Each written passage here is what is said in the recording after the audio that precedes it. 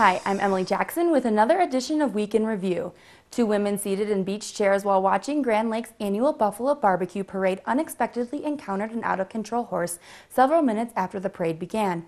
Veteran Park Ranger Jim Coretti was among two rangers on horseback and several others on foot in the annual parade when Coretti's 18-year-old gelding was spooked and backed up into the crowd.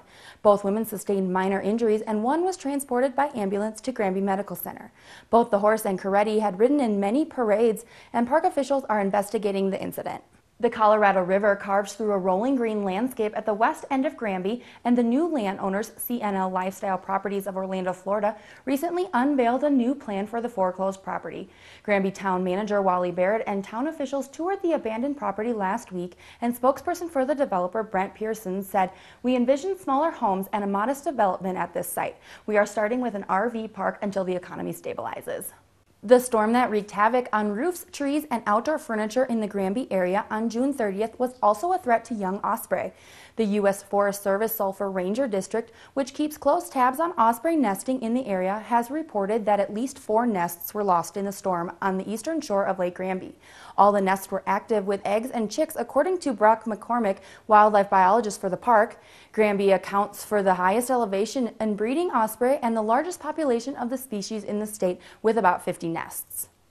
Wildlife officials killed a bear believed to be involved in an unprovoked attack that injured a teenage camper in his tent early Friday morning near Leadville. Colorado Parks and Wildlife officials said the incident began at 3:30 a.m. when the teen was awakened as the black bear bit into his leg. Campers are reminded that food items should be securely stored in bear-proof containers or kept in a locked trunk of a vehicle.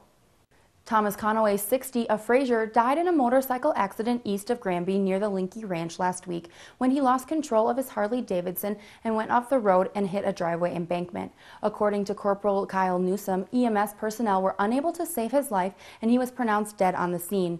A motorcycle helmet was found, but investigators were unable to determine if the rider was wearing it at the time of the crash. The Fraser Creative Learning Center revealed its recent remodel and new addition with a ribbon cutting last week.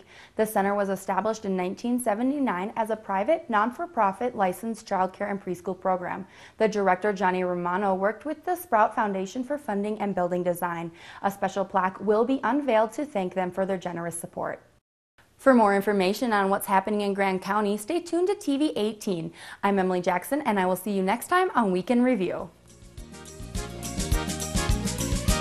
Grand County's Week in Review is brought to you by Grand Mountain Bank, your hometown bank.